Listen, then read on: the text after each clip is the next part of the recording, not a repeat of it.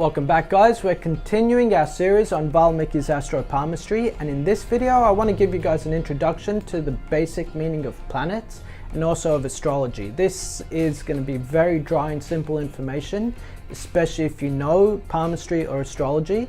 But for those of you who are beginners, you're going to find a lot of information and a lot of foundation that you'll be able to use later on in this series when we get into the actual characters and how they relate to each other in terms of planets. And one thing I'm going to be doing in this video is just giving you the very basic meaning of each planet. So if you do know this stuff, then you can really skip over this video. You don't need to watch it all the way through. But if you are a beginner, think of this as more of a reference guide that you can refer back to. Or if you have the book, you can just open it up and you'll find this information in there anyway. So the first planet that we're going to be looking at is the Sun.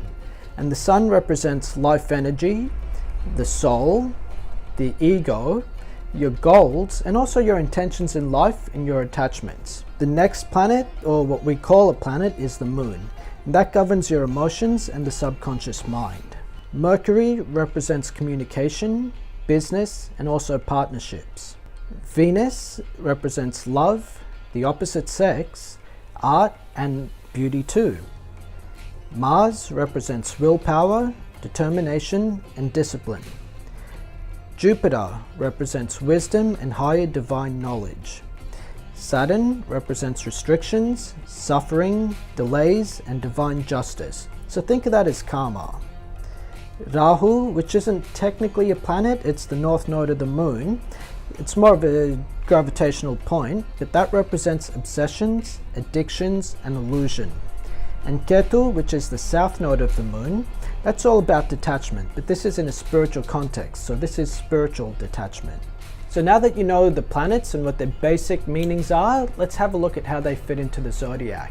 Now what we do need to say about the zodiac is what we covered in the previous video, and that is that the zodiac was delineated by Vashisht, and that was Rama's teacher. So what we're talking about really is his system.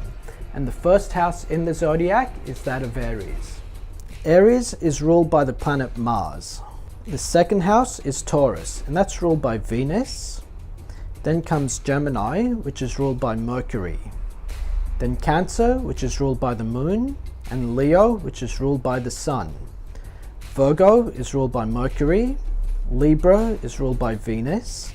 Scorpio is ruled by Mars. Sagittarius is ruled by Jupiter. Capricorn ruled by Saturn. Aquarius also ruled by Saturn. And Pisces is ruled by Jupiter. So to put 2 and 2 together here, let's look at Aries. That's ruled by Mars.